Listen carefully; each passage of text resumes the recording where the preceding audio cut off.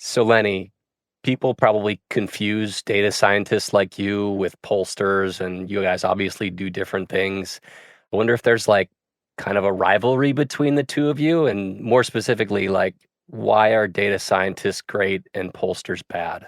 The difference is that pollsters have real expertise about something, and I'm just sort of hanging out. Hanging out and crunching some numbers. I usually quip that data science is the opposite of real science. In real science, you have a hypothesis beforehand, and then you run an experiment and try to prove or disprove the hypothesis. Versus a lot of work of a data scientist is you just get the data handed to you, and then people are like, find out things that are interesting here. And so any real scientist would just kind of be shocked at sort of what we do. Yeah, I think political science probably fits that explanation pretty well. I majored in that, but I would never tell anybody that I was an actual scientist.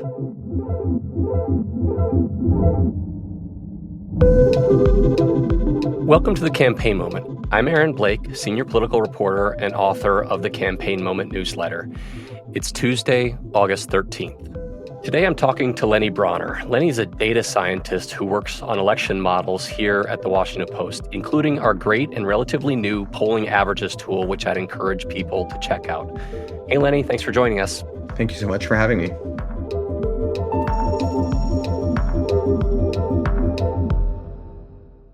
So today we're going to talk about all of the new polling in the race between Donald Trump and Kamala Harris. And we're also going to dig into the actual electoral paths and which states those might go through, especially for Harris, since she's been climbing in the polls in some of these swing states, including Nevada, where she campaigned over the weekend. But first, Lenny, I wanted to talk a little bit more about you and specifically what you do at the Post, because I think it's so interesting and I think it's something that might surprise people, like the idea that a newspaper has a data scientist on its staff.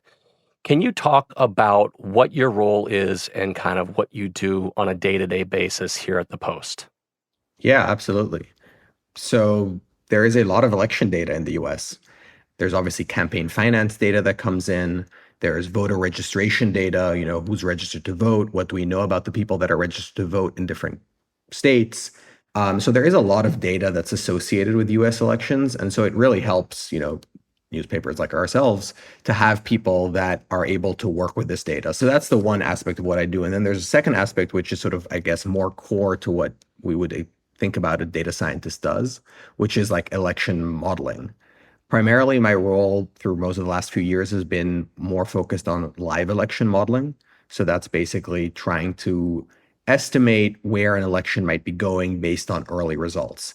And so that's really important for a newspaper like ourselves because we might be interested in calling elections, or at least maybe taking a look at election calls that might be coming in and trying to understand whether we believe this call. And so our election model can help that. But also, and this has become really relevant over the last few years, is because we have learned that live election results can be really misleading. So if we all remember the 2020 election, Donald Trump was ahead in a number of states that he ended up losing for pretty long into the election week. He was ahead in Pennsylvania until, from Tuesday up until Friday or Saturday. Right, the red mirage, so-called red mirage. Exactly. And so our live election modeling really allows us to give our readers more context to the results that they're seeing. Right. They might see one candidate ahead, but we can say, no, actually, we expect this to change because the votes that have been counted so far are not representative for the votes as a whole. So, Lenny, let's start with the national polls. And our Washington Post polling average, which you're involved with, has been doing really great work on this. Right now, I think a few days ago, it showed Harris gaining a lead for the first time. She's in a better position, I believe, than Joe Biden ever was during his campaign this cycle. We also had this weekend, Siena College did polls for the New York Times in those three key Midwestern, northern states, Michigan, Pennsylvania, Wisconsin. In all three, Kamala Harris was ahead by 4 points. I think it's important to note that those were some of the better polls that Harris has seen in those states, but this is a high quality pollster, and we don't generally get a ton of swing state polling this early. Lenny, can you just kind of unpack what you think about the polls right now and how much this race has actually shifted in your view? Yeah. So my main thought is I would like more polls, especially high quality pollsters in swing states. That would be great. You and me both. Yeah. But to answer your question more seriously, I do think there has been a real shift. Our polling average is relatively slow to adapt. I mean, that is by design. We don't want random fluctuations in the polls to have a big effect, even, if they're not what we consider to be sort of real. And so I do think there has been a real change. And I do think there was also a real change for Joe Biden before he dropped out. So he, did start losing ground in the polls. And since Harris has become the candidate, she has been really gaining ground. She has pretty much changed the race by around 2 or 2.5 percentage points nationally, according to our average. I would say Democrats were behind because it was some combination of, Joe Biden, and then we didn't have quick polling for her when she became the candidate. But we can now say she has taken the race and sort of moved ahead nationally. And, more crucially for deciding the election, she's really starting to sort of gain ground in the states that do decide the election. So she has taken the lead in Pennsylvania, which is new. Joe Biden was not ahead of Pennsylvania. She has sort of consolidated, I would say, more of a lead in Wisconsin. Donald Trump was still ahead in Michigan, according to our polling average, but she's really made up a lot of ground there. Donald Trump was ahead by 3 or 4 percentage points a few weeks ago, and that lead has shrunk to less than 1 percentage point.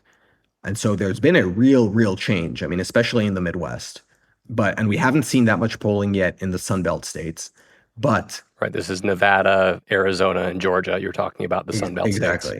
Exactly. And so, we haven't seen as much polling there yet. I hope to get more this week. But based on the trend nationally and in the swing states for which we do have polls, we expect that she's made up a lot of ground in those other states also. Okay. She is still currently behind, according to our polling average, in the states that you just mentioned, Nevada, Arizona, Georgia, North Carolina. But that race in those states was not competitive prior to Joe Biden dropping out, and it is now competitive.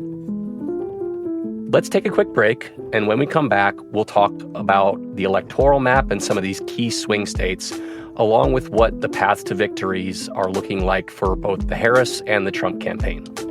We'll be right back.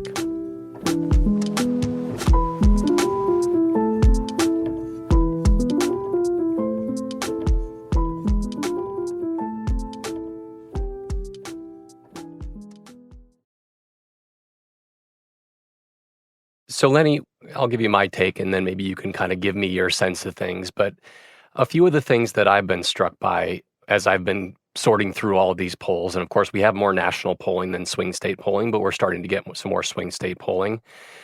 The big one, I think, is that we've, for many years now, had generally unpopular presidential nominees.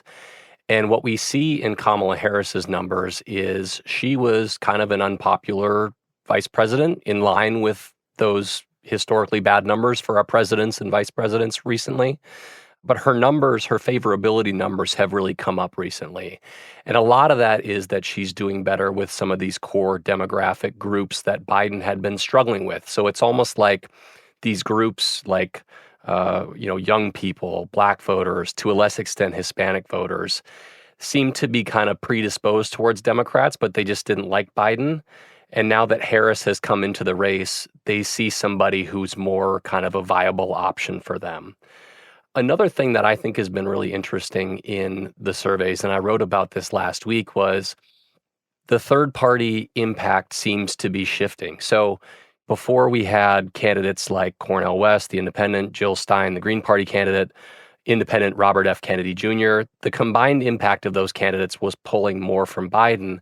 And I actually looked at the numbers last week, and it seems pretty evident that especially RFK seems to be pulling significantly more from Donald Trump now, about 2-1 if you look at Republican-leaning independents versus Democrat-leaning independents, or voters who would otherwise be supporting Trump or otherwise be supporting Harris. It's about 2-1 coming at Trump's expense. And so I think all of that kind of combines to suggest that Harris has just become kind of a viable option for a lot of people in a way that they just didn't have before. So these voters, how much of this is Democrats just getting kind of a viable candidate in position and taking advantage of some of their kind of built-in advantages among the American public, given they've done well in recent elections? Yeah, that's a really great question, and we do have sort of a little way of evaluating that, and I actually, may end up writing a piece about this too. But our model actually lets us kind of think about this in a systematic way. But one of the things that we are also able to add is what I would call a third party effect, which is trying to see whether including third parties in the polls does have an impact on the outcome. And prior to Joe Biden dropping out, our third party effect for just the Democrats was approximately half a percentage point against Democrats. That's about 1 percentage point margin towards Republicans if third party candidates were included in the polls. And so that is basically entirely swapped. Right. So the third party effect is now actually half a percentage points toward Democrats. So it now helps them by on margin by 1 percentage point if third party candidates are included. So that's really to your point of the fact that, the third party candidates used to be hurting Joe Biden and are now probably hurting Donald Trump. So that's the quantitative thought about this. And then I think I have sort of a less quantitative thought on this, which is sort of around Harris's ability to rebrand herself as a different candidate than Joe Biden was. Yeah, no, it's really interesting because I've been thinking about this a lot recently too. It's if you look at how Harris polls relative to Trump on given issues, whether it's the economy or immigration or abortion, she generally polls better on the issues than Biden has, even though they've been serving alongside each other for the last 3 years. So it's like, immigration has been a big Democratic liability, but maybe it's less for her, even though she's been there the whole time, and even though Republicans are going after her for being involved on the border. It has been really interesting. And one other thing that I've noticed about Harris is she's almost spoken as if she hasn't been around for 3.5 years in this administration. Like she's talking about what she's going to do on day one if she becomes president, kind of as if she hasn't had some power to effectuate these things in the last few years here. I just wonder if that's something that can if that has staying power for Harris, or if the Trump campaign can eventually kind of connect her more to the liabilities that Biden had on some of these issues. Yeah, I mean, I think it's also interesting if you compare it to the U.S. because in more recent U.S. history, candidates may have been in similar situations, if they had been part of the administration. I think about George H.W. Bush, for example, or I think about Hillary Clinton after Obama. They were running on the heels of presidents that were pretty popular within their party. They couldn't say, I am the candidate of change, because that was not what the party wanted them to be. They wanted them to be the party of continuity. But, American public at large maybe wanted change. And so this is kind of different in that case because Joe Biden is relatively unpopular. And so it's in Harris's interest to be the candidate of change rather than the candidate of continuity. And at least for now, she's sort of able to do a little bit of both. But to your point, I have no idea whether this will last, whether she'll be able to do this. Yeah, and I think that's why you're seeing a lot of Republican kind of panicking about the Trump campaign's failure to kind of brand her like they would, and Trump's kind of shortcomings as a messenger. I do think it's also important to note, as we've been talking about all these polls here, that, we still have a very close race. Basically, not necessarily all, but the vast majority of the polls we're talking about are within the margin of error. Lenny's been talking about polling averages, and our polling averages tool allows you to do something really cool, which is basically take our current polling averages and then adjust them for the past poll errors that we've seen at the end of an election. So you can get a sense for, how this race could potentially be different than the polls are suggesting right now. And it's always good to be somewhat circumspect in relying too much on the polls. Yeah, I mean, people obviously have been burnt a little bit in the last two presidential elections, at least. And so I do think, there is a healthy skepticism of looking at the polls. Polls can be wrong. Polls can be wrong. We say the word wrong. They can be wrong right now because, things change between now and election day. But then they can actually be wrong in the last few days before the election for a variety of different reasons. And, they have been a little wrong, or they have been quite wrong, maybe even in 2016 and 2020. So I do understand there is a healthy skepticism of polls. I would sort of caveat that we don't have a lot of better ways of understanding the election than we have polls. It's sort of the worst of all worlds, but also the kind of what we have. And the other thing to keep in mind is that have been a few recent elections where polls have actually been spot on. I think about the 2022 midterms, for example, where the polls did a really, really good job sort of estimating where the result ended up being. So, like I said, healthy skepticism of polls is good, but so the idea that, polls have been wrong the last two cycles, and so we need to throw them out entirely, I wouldn't go that far. Right. So, Lenny, we've talked a lot about Pennsylvania, Michigan, and Wisconsin, those northern swing states, as being states that Harris needs to win and states that President Biden probably needed to win even more. As a reminder, a candidate needs to get to 270 electoral votes to win the presidency. And I was just wondering, what do you think Harris's electoral path to victory looks like at this point? And how much might it have shifted now that we no longer have President Biden in this race? Yeah, the Biden campaign had effectively one real path to victory. They were behind in the Sun Belt states, Arizona, Nevada, Georgia, North Carolina by a lot. And they were behind in Michigan, Pennsylvania, and Wisconsin by a less lot. I mean, they were still pretty far behind, but they were making the argument that a polling error in those states in their favor would mean that they could win the election. I will say that banking your electoral strategy on a polling error is a very risky thing to do. But now the switch to Harris, I do think really has opened up a second path. He is now within, I would say, like sort of striking distance in the Sun Belt. And so she has these two different ways of sort of winning the presidency. She can either win Pennsylvania, Michigan, Wisconsin, or she could win Arizona, Nevada, Georgia, North Carolina. And having these two options obviously adds a lot of flexibility to the campaign. And sort of the other side, the flip side of that is it means that the Trump campaign needs to run defense in a lot more states. Earlier, they could really focus on the Rust Belt and assume that they were doing well enough in the Sun Belt that it could be less of a focus. And so opening up the field like Harris has, such that the Rust Belt is competitive and the Sun Belt is competitive, just makes it less likely that Donald Trump will be as lucky again as he was in 2016. But I'm curious to hear what you think. Yeah. My take is I think we have focused on Pennsylvania, Michigan, and Wisconsin a lot, and I think we're going to continue to for a very important reason. And that's that if Harris does sweep those states, she probably wins the race, regardless of what happens in these other states. So you are increasing your paths to victory by making Nevada, Arizona, Georgia, potentially North Carolina competitive. If something falls through in one of these northern states, you have a little bit of a fallback. For Biden, focusing on those three states was a necessity because it looked like it was his by far the most likely path for him. But even in the numbers that we have so far, we do see Harris doing better in those northern states. And so by virtue of that, and by virtue of the fact that those three states are very likely to be sufficient for her, like if she wins those, she's probably won. There are very limited ways in which she could lose if she wins those three states. I think you are going to see those states focused extensively upon. But I do think it's been notable in recent days that we've seen the Harris campaign holding events in these Sun Belt states. Like they clearly want to get these involved in the campaign again because you don't know what's going to happen in Michigan, Pennsylvania, and Wisconsin, so you don't want to bank anything on three specific states.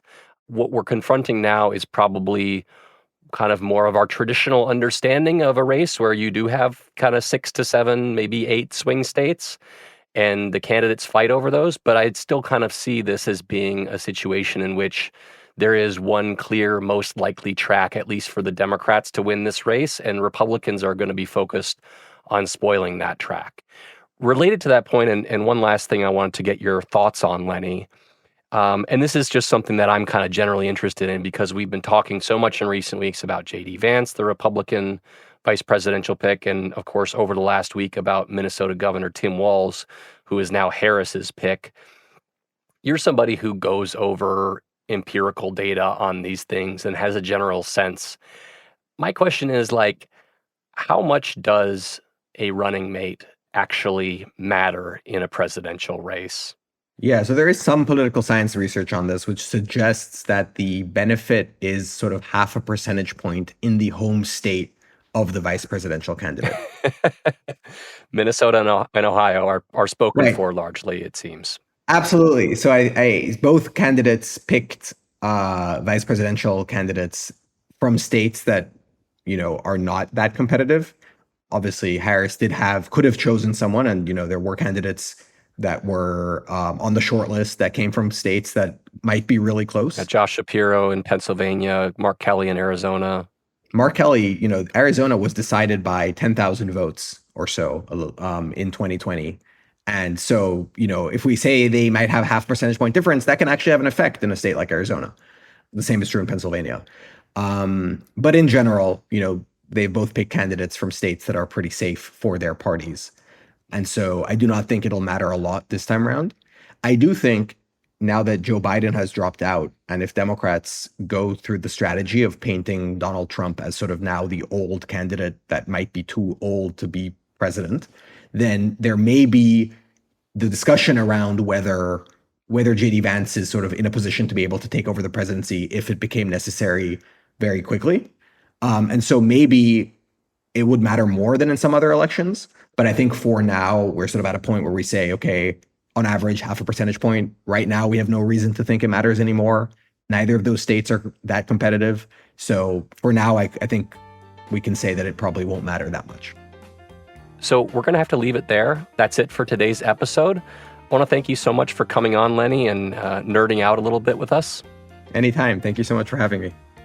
Lenny Bronner is a data scientist who works on election models and the polling averages here at the Washington Post.